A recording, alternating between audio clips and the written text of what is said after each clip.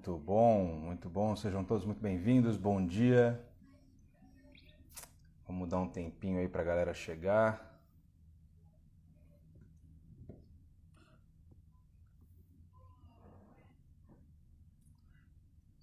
Fala Luiz, fala Vitor.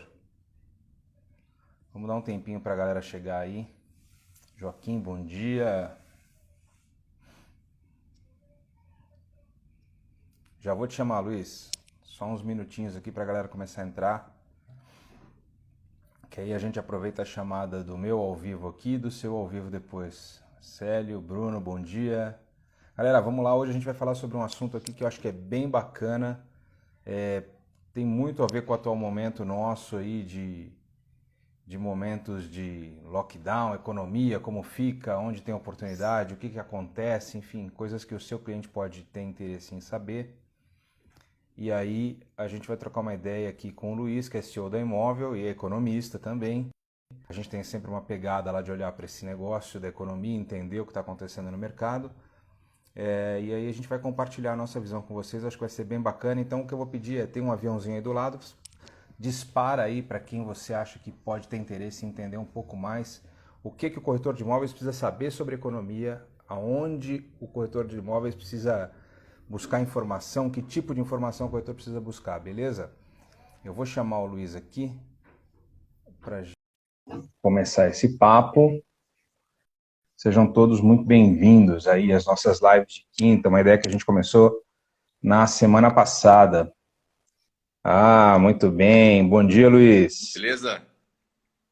Bom. Só aumentar um pouco meu áudio aqui.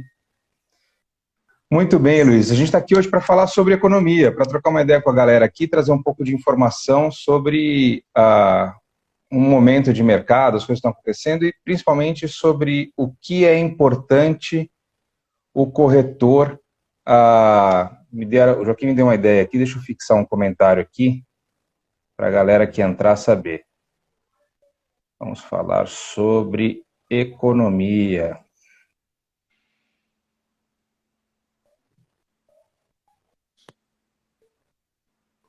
Economia. O que interessa ao corretor. Espera aí.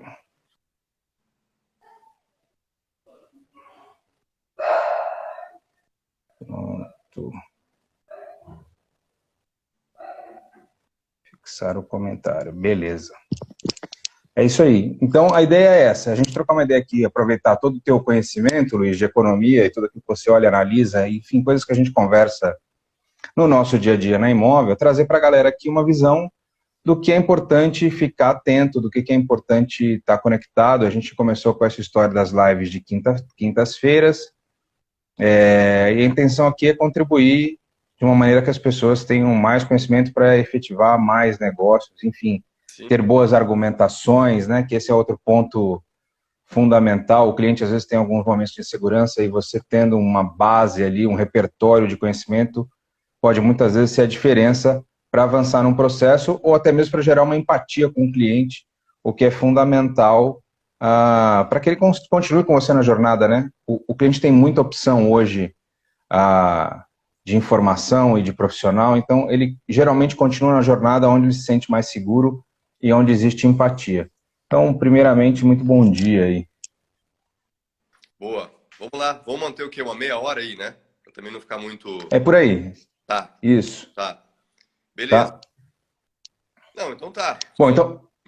Um resumo geral, assim, né, cara? Sempre fala, puta, nessas três camadas, assim, né? Tanto o mercado imobiliário, ela como um todo, mas já muito inerente a ela, né? Uma camada de análise econômica, uma camada de análise de comportamento, né? E principalmente de pessoas, é de fato o que faz com que o mercado gire, né?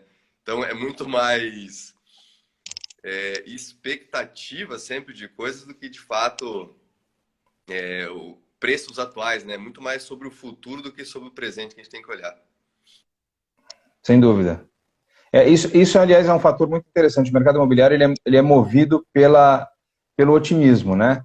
Sim. Nem sempre é o momento real que movimenta. Porque se fosse assim, a gente teria tido um 2020 terrível, né? Foi um ano péssimo, com vários problemas, paralisação de atividades, etc. e tal. E no fim, o segundo semestre, como acenava um momento mais interessante, assim as coisas aconteceram. A taxa de juros baixa, tudo isso. O otimismo é uma das coisas que movimenta o mercado imobiliário. E aí a gente acabou tendo um 2020 bem bacana. Vamos lá, a gente está vivendo hoje um momento, vamos olhar um pouco para o momento econômico brasileiro. Assim, tipo, eu acho que existe uma fotografia bem diferente de 2020, quando a gente vinha no começo do ano acelerando, olhando lá, vamos fazer uma comparação de março de 2020, dia 10, 11 de março de 2020, com o dia 10, 11 de março de 2021. A gente ainda não tinha entrado no problema do lockdown, das paralisações, e a gente vinha taxa de juros caindo e o mercado imobiliário começando a tracionar de uma maneira bem agressiva até 2020, começou num ritmo aceleradíssimo.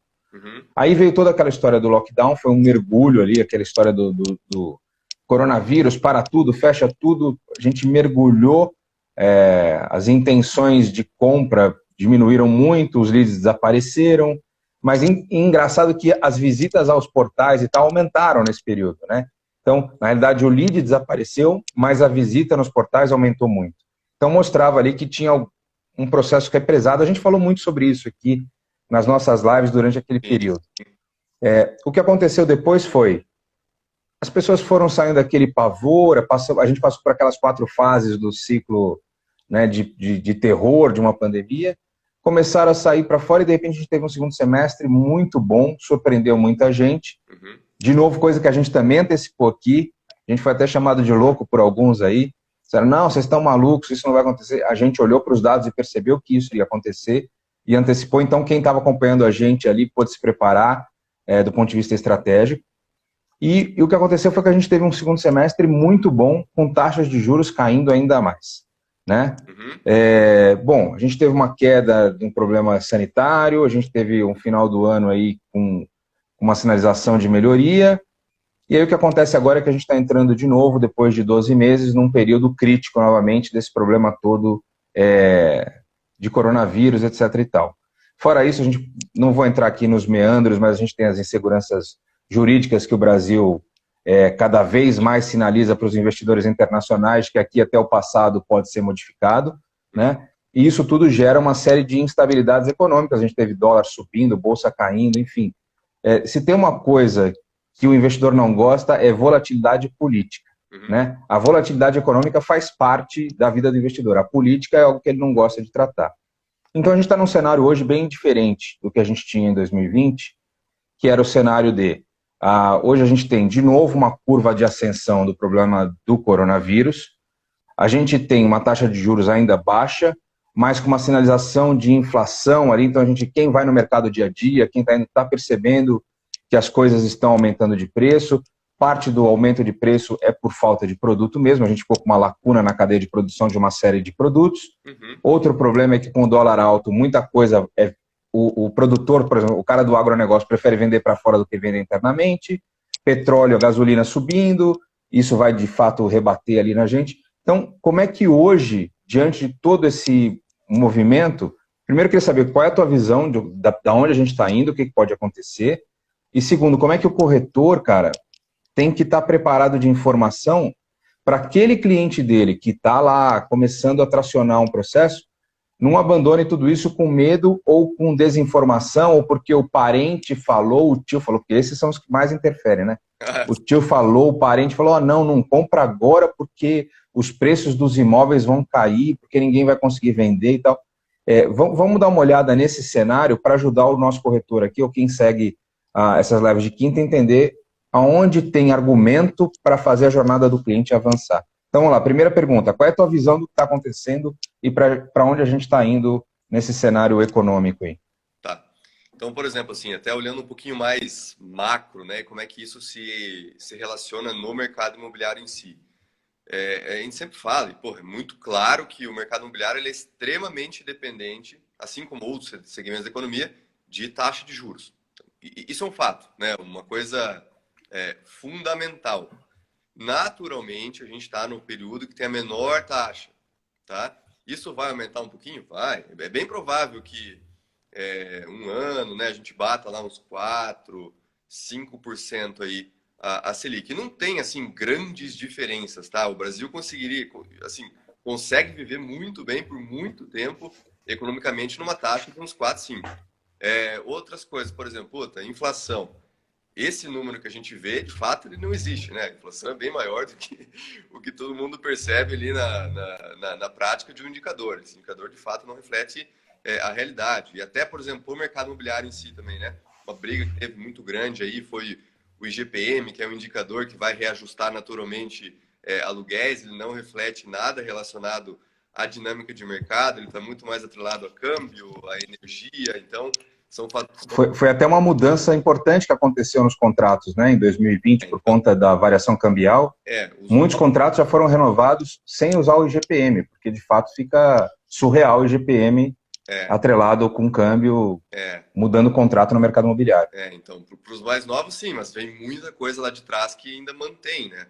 Então, é claro que, enfim, É verdade. vão se, que a gente fala, as abóboras vão se ajeitando aí ao longo do caminho. Mas, de Do uma maneira caminho. geral, assim, de novo, né, pensando sempre no geral, em grandes contextos, tá? O Brasil, ele ainda tem um déficit habitacional brutal, brutal. Por exemplo, até esses últimos números que a gente acabou vendo, né? São, perto de 8, 9 milhões de imóveis que tem de déficit. Ou seja, a gente... Que é um número que a gente não consegue abaixar, né? Não consegue. Historicamente, esse déficit ele se mantém nesse nível. Não consegue abaixar. Então, assim, o Brasil ele tem essa grande oportunidade por esse, entre aspas, problema de infraestrutura. Né? Então, não é uma ou outra fumaça aqui e ali que faz com que as coisas deixem de acontecer. Né? Quando a gente olha, óbvio, né, para mercado financeiro, é muito questão de expectativas, né? Puta, alguém fala uma coisa lá, cai ali. Outro cara fala outra coisa lá, cai ali. Então, é muito relacionado, de novo, né? A expectativa futuro sobre determinadas coisas. Mas quando você olha em níveis fundamentais, né, do que de fato acontece na prática, pelo menos, né, para produtos de ticket, vamos dizer assim, um brasileiro médio ali, né? Você tem um déficit gigantesco, você tem uma necessidade de moradia brutal, absurda.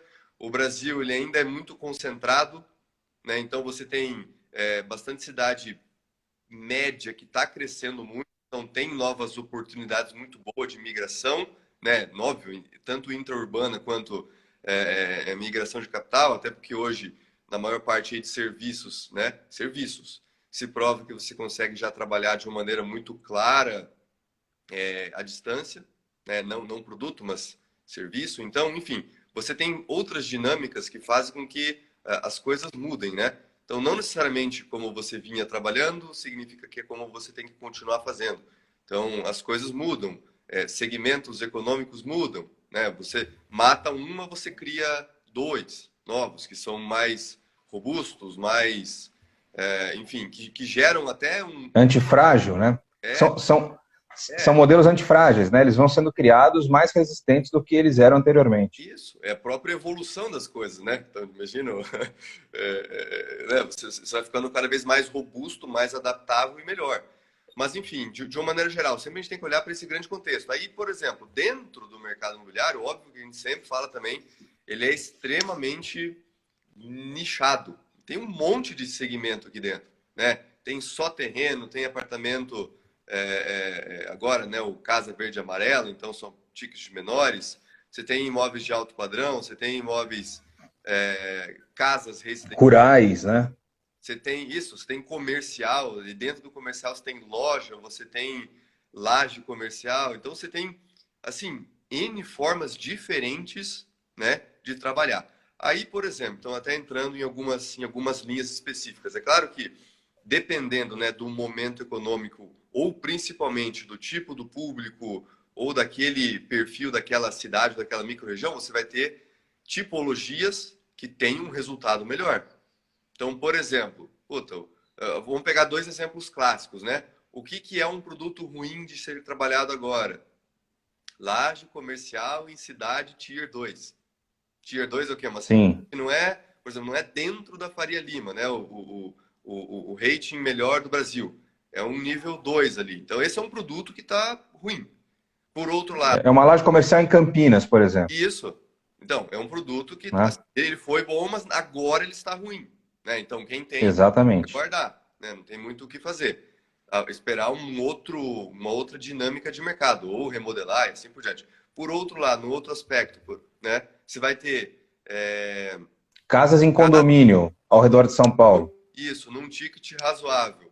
Cara, isso você tem, né, o overbook ali de demanda. Você lança, né, você Sim. tem uma grande quantidade, pelo menos, interessados. Aí depende muito de ter analisado a cidade, o perfil das pessoas, para ter um produto desenhado que, de fato, tenha vazão, mas a parte de interesse, que é o levantamento de mão inicial, né, não necessariamente relacionado a poder aquisitivo, ele é muito alto. E aí, claro, né, quanto menor o ticket, você tem a demanda 100% ali, né? É fazer e, enfim, lavar o empreendimento e 100% joga logo na entrada, né? O que você está falando é uma coisa bem interessante, que eu acho que é um dos pontos que a gente pode levantar aqui como highlight nessa nossa conversa aqui. Uhum. O que interessa ao corretor, né, sobre economia? É entender que dentro de um mesmo cenário econômico, você vai ter sempre uma movimentação na dinâmica do mercado de coisas que estarão Isso. funcionando bem e estarão acontecendo, e outras que muito provavelmente vão ter uma desaceleração. É normal isso. E só Né? mais um paralelo aí, né? Então, por exemplo, até pegando esse gancho teu agora. Isso tudo que a gente falou nesse primeiro momento aqui é relacionado ao residencial. Aí quando você vai para o comercial, você já tem as mesmas coisas, né? Então você vai ter, por exemplo, puta, loja em shopping ou loja de rua. As duas são a mesma tipologia, mas o local, né, ou a natureza dela já é totalmente diferente, o que faz com que tenha, obviamente, um perfil, Uma procura uma diferente, totalmente diferente. Exato? Então, esse é um ponto, acho que esse é um dos pontos que a gente pode colocar aqui.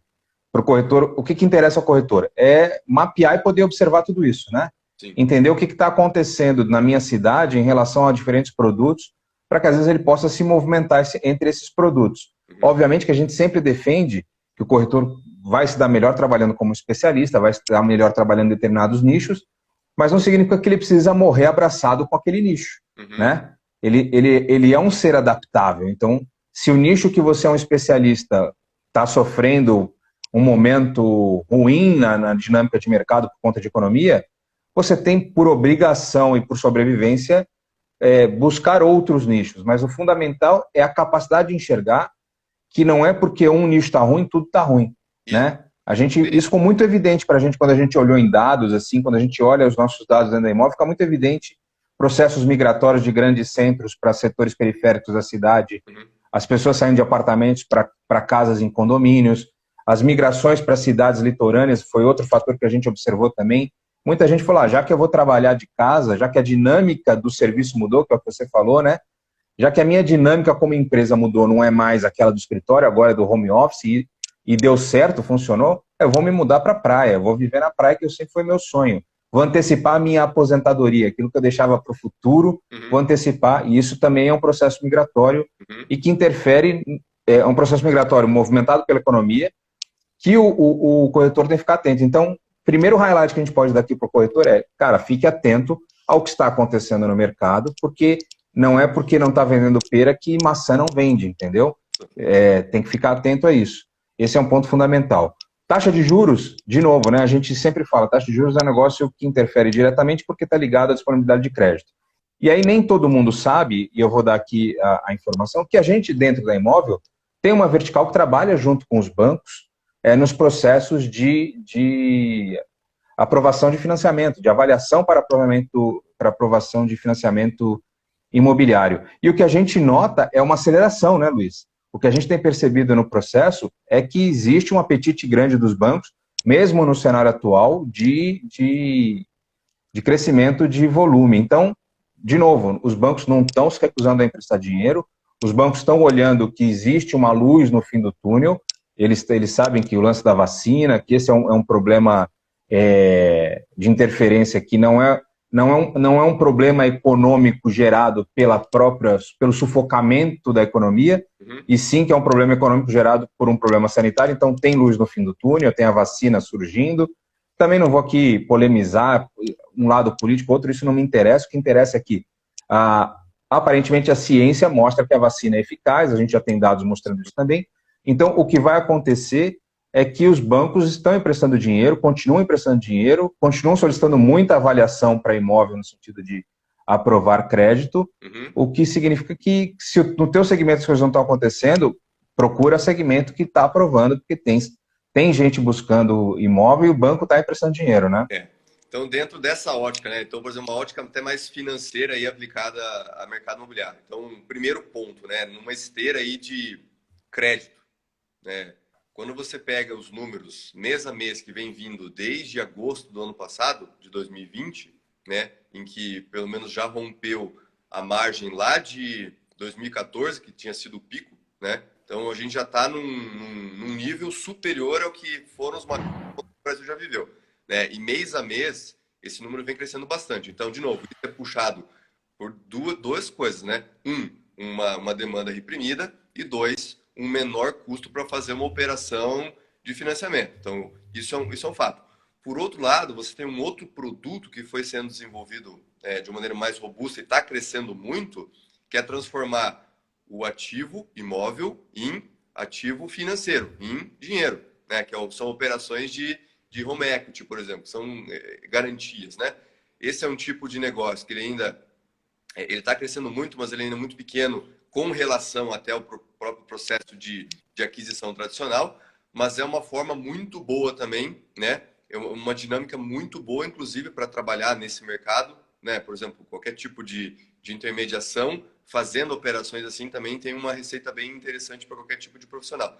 Mas, enfim, é uma forma nova. E ele trabalha com juros menor também, né? Isso, então. Porque como é um empréstimo com garantia real ali de um patrimônio, ele trabalha com juros menor. Isso, um juro menor ele propicia, né? Ele faz com que você aumente a demanda por esse tipo de produto. Aí não só o juro, mas também várias coisas que foram sendo mudadas ao longo do tempo, né? Uma facilidade maior para fazer processos digitais, assinatura online. Então, várias coisas que entraram e foram aproveitadas nesse ciclo aqui para gerar mais demanda também.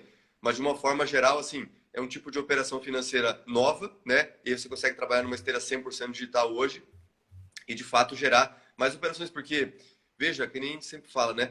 Olha a quantidade de recursos que você tem travado num tijolo, né? Num imóvel. Então, quando você joga isso até num nível, né, condizente também, você nunca pode soltar muito capital e aumentar muito, né, os M's que a gente fala na economia, né, que são o dinheiro circulando, para você não ter tanto problema também.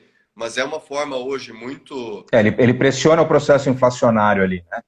Mas você tem... é uma forma assim, muito racional de você aplicar dinheiro, né, no mercado, no sistema. Um ativo que já existe. Então você não está criando, dinheiro no caso, né? Você descongela aquele ativo, né? Que é diferente, por exemplo, quando vem, sei lá, um banco central e ele solta dinheiro, né? Imprime dinheiro ali, Imprime, né? Que acontece em vários locais aí. Mas esse modelo seria ruim. O primeiro não, naturalmente, né? Se você está transferindo valor financeiro de um ativo para outro, né? De ilíquido para líquido. Mas, enfim, é uma operação muito mais barata hoje que qualquer tipo de financiamento, cheque especial, seja lá o que for, né? Que às vezes a pessoa vai pegar e acaba pagando muito, enfim. Legal. Na tua visão aqui, a gente, olhando, que a gente olha para os dados, transações e olhando o momento da economia. Muito provavelmente o Copom já sinalizou isso na última reunião dele, que existe um possível viés de alta para a taxa de juros. Então, eu acho que isso é uma coisa que é um ponto já pacificado no que vai acontecer daqui para frente. Uhum. Mas, assim, preço dos imóveis vai subir? A gente vai ter o preço dos imóveis subindo ou os preços dos imóveis caindo? Agora é realmente o melhor momento para o cliente comprar um imóvel? Por que é o melhor momento? Enfim, qual é a tua visão sobre tudo isso olhando para o cenário econômico? Uhum, tá, legal. Bom, de maneira geral, assim, não, tá? Primeira resposta, você não tem, né, nem indícios, por exemplo, de aumentos significativos de preços em imóveis, em nenhuma categoria, né? Você só tem ou você vai ter uma correção, uma simples, até pelo aumento de custo, né? Se você pegar, por exemplo, custo de construção, então produtos novos que vão entrar, obviamente já entram com preço, tá? Não valor, preço mais caro do que estariam há um ano atrás, porque tudo aumentou na construção civil, qualquer tipo, a matéria-prima, né? qualquer tipo de insumo, né? Então, além de qualquer, enfim, novas taxas, novos tipos de alíquotas, novos impostos, né? Que isso sempre, infelizmente, existe, mas de qualquer forma, assim, produto e insumo ele aumentou. Então, óbvio que isso é transportado depois lá para o preço final do produto. Mas, de uma maneira geral, para ativo existente, você não tem aumentos significativos de preço, tá? Nem para locação, por mais que, de novo, né, você tenha demanda reprimida em algum segmento, esse é um segmento que ele não tem aumento de preço, então ele tem até teto, por própria condição financeira de parcelamento para realizá-lo, no caso, né? Então, Sim, não, você não tem aumentos significativos. Por exemplo, lá fora, em Estados Unidos, já está tendo um problema de preços muito altos em algumas cidades. Isso existe lá, mas é porque foi carregado por muito tempo, né? Foi carregado por muito tempo. No caso aqui, não. sim, Né? Mas também você não vai ter queda, então você fica ali, tipo, fica num patamar, né, estável, ok, assim. Aí, de novo, é claro, pensando, puta, em alguma linha de investimento, tem tipologias e tem regiões que geram uma rentabilidade maior? Obviamente sim, né? Então, você vai ter lugar que você tem uma rentabilidade maior, um cap rate maior, cap rate é rentabilidade sobre o valor do ativo, no caso, né? Você vai ter locais que tem um cap rate menor, então, dependendo também até da taxa de juros que está sendo trabalhada, enfim, então, você tem várias coisas, né?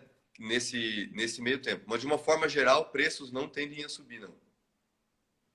tá. Então, o que a gente está fazendo aqui, meio que já para a gente ir direcionando para o fim da nossa conversa aqui, é o seguinte: o corretor precisa ficar atento aos movimentos, às dinâmicas que estão acontecendo na região dele, Local, porque local. local, isso, sempre de maneira local.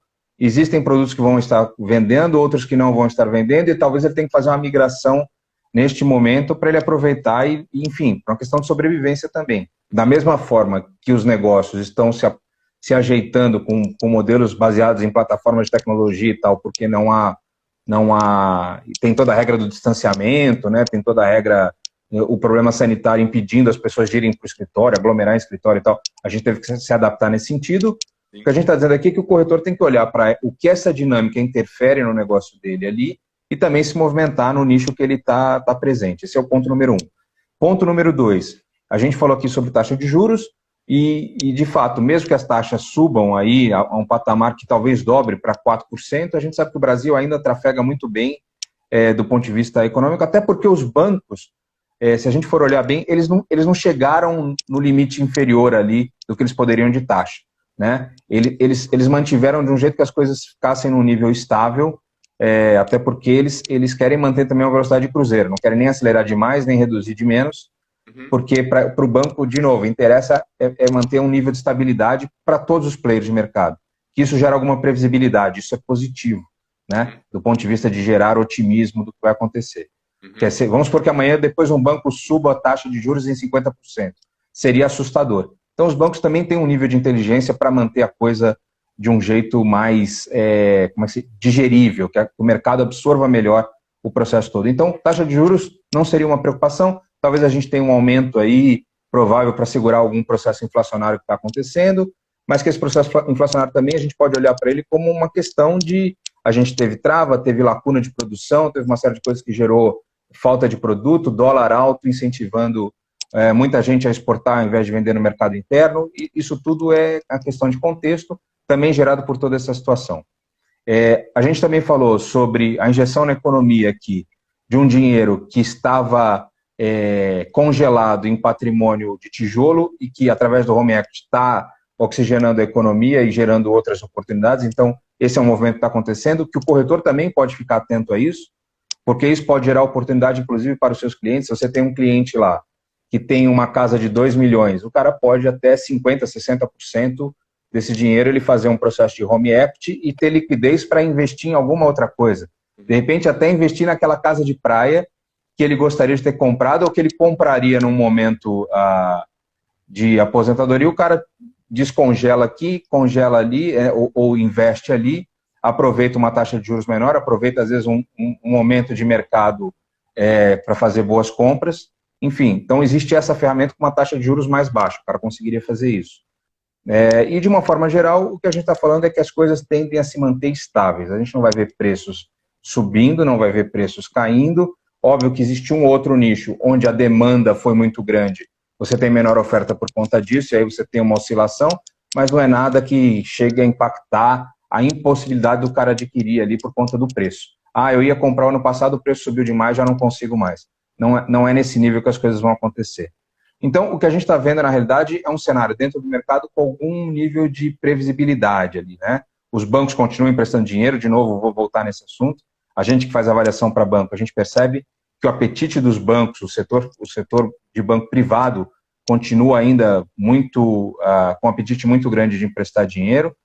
E então, o que a gente tem que fazer, na realidade, é buscar as oportunidades em nichos que estão virando e observar esses momentos todos aí.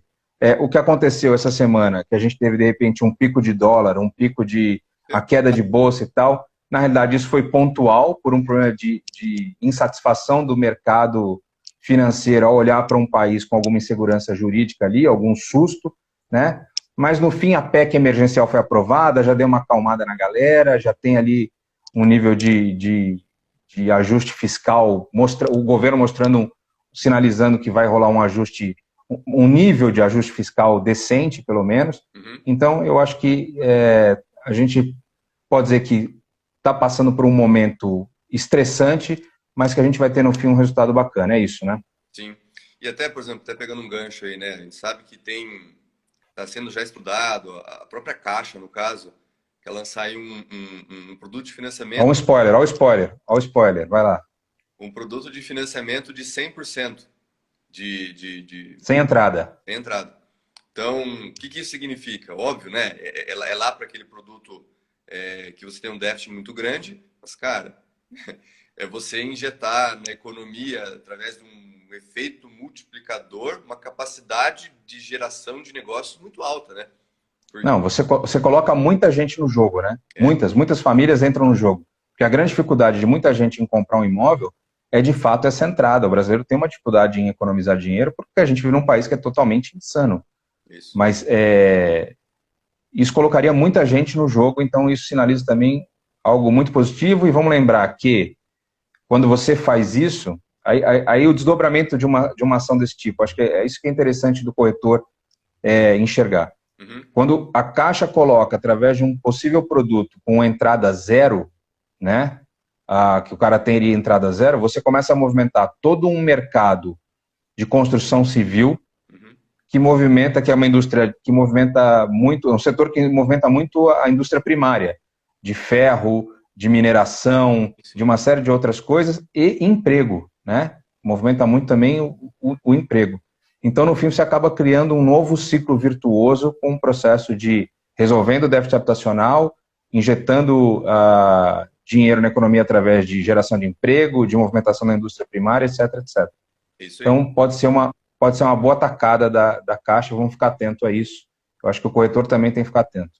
O efeito multiplicador econômico disso é muito alto, né? Então, você injeta... Muito. Enfim, é um dinheiro na fonte mesmo, né? Só que é isso aí. Um dinheiro que é gerado, não inventado, né? Não inventado, exatamente. Que é mais importante. Beleza, Luiz, a gente já está chegando aqui no nosso tempo mesmo, a ideia era essa, era trocar uma ideia para ter. Acho que foi bem proveitoso, quem acompanhou a gente aí vai poder ter uma visão do que a gente está olhando, enxergando. Uhum. A live vai ficar gravada lá no feed da Imóvel, então depois você pode compartilhar, passar para alguém. Se você quiser assistir de novo para poder comentar, a gente também aceita aí as sugestões de novos conteúdos, de novas informações. A ideia a gente começou na quinta-feira passada, toda quinta agora, às 9 horas, a gente espera vocês aqui para a gente trocar uma ideia, bater um papo. E essa conversinha aí, meia hora, 40 minutos, Sim. Só para a gente ajustar, trazer conteúdo e poder, enfim, contribuir de alguma forma por um momento que a gente está passando que é necessário. Vale dizer que sugestões de temas são muito bem-vindos, isso é uma coisa importante para a gente. Não sei ainda o que vai rolar na próxima quinta-feira, mas em breve a gente solta. A gente vai tentar soltar um pouquinho mais cedo a informação. Já teve gente que reclamou comigo, pô, Guilherme, soltou muito em cima aí que o tema da live. Beleza, a gente vai começar a soltar isso uns 2 dias antes para ficar mais tranquilo aí a comunicação e você poder se preparar. Então é isso, Luiz. Valeu, obrigado. Fechado. A gente daqui a pouco se encontra numa próxima reunião, que começa daqui a pouquinho. Vamos pra próxima. É isso aí. Falou, gente. Obrigado, bom dia e bom trabalho para todo mundo. Até.